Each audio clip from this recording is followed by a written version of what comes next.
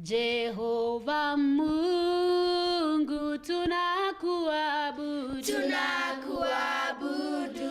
Jehova Mungu tunakuabudu, tunakuabudu. Wewe ni Mwokozi, tunakuinua, tunakuinua.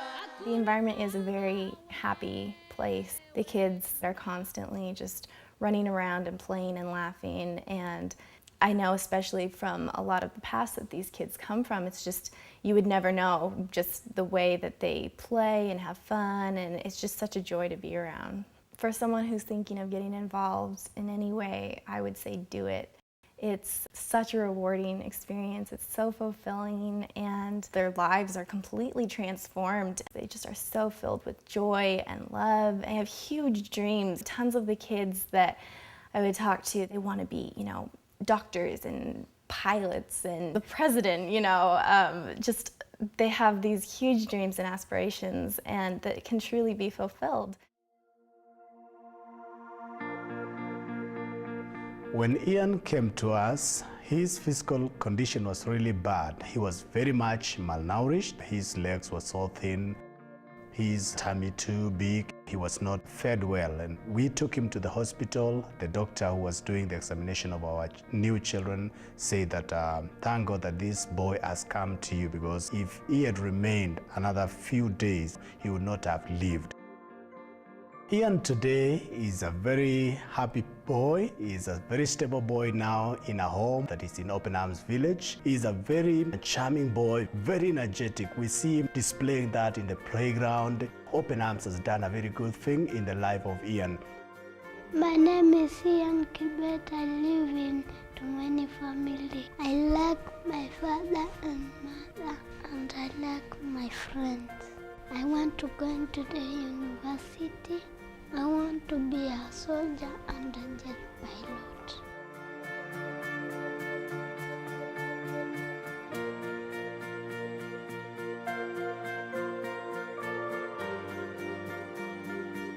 Each of us have our own pivotal moment in Africa when I always say to people, our hearts were broken, and by breaking them, they could heal again and be a little larger and take in the African need.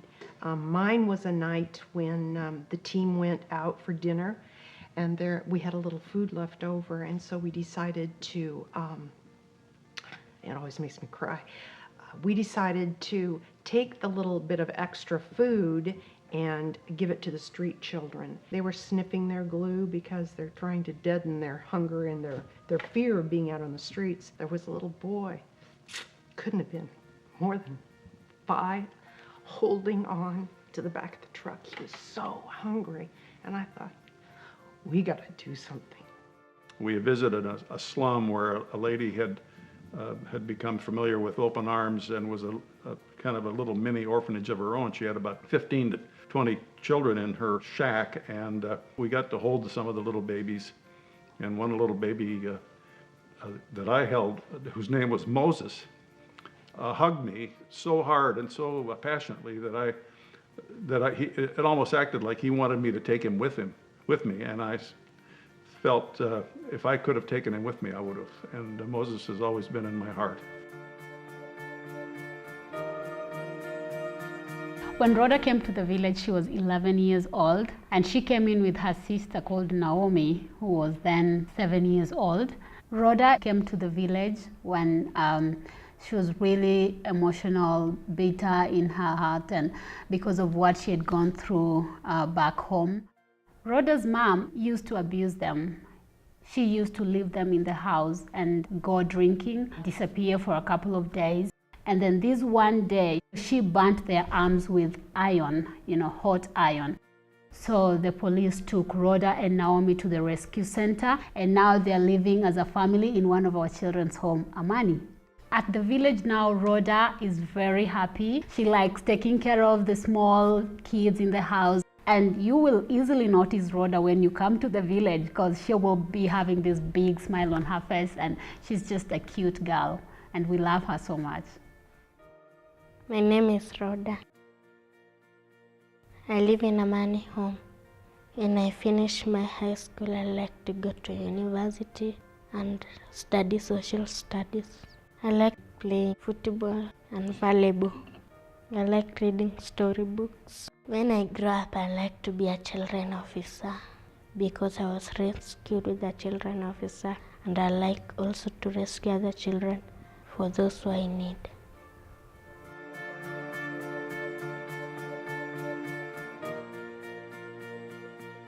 Before my first outreach with Open Arms International, I'd done several mission trips to different parts of the world with other organizations and other mission teams. But there was something different about Open Arms, doing ministry with both hands, the hand of compassion and the hand of the gospel. We're not just taking them the good news, but we're meeting their needs. And that is exactly the model that Jesus Christ gave us. Wherever he went, he ministered to the people's needs, their physical, emotional, spiritual needs, as well as giving them the good news of the gospel. Ask yourself this: what can I do? I know that not everyone is able to travel. If you can't come, you can still support the outreach teams. Obviously, it costs a lot of money to do what we're doing in Africa. And if you have the financial means, we'd really appreciate it if you could help in any way. Maury and I would really like to encourage everyone that sees the video or reads a piece of material from Open Arms to really take what they're saying into their hearts and to come alongside of us as continuing supporters of the program. These children need us, and we have the ability to do wonderful things for lovely children, but it takes all of us doing something. Not everyone can build a home, but everyone can give something. Tunakuabudu, wewe ni Mwokozi, tunakuinua.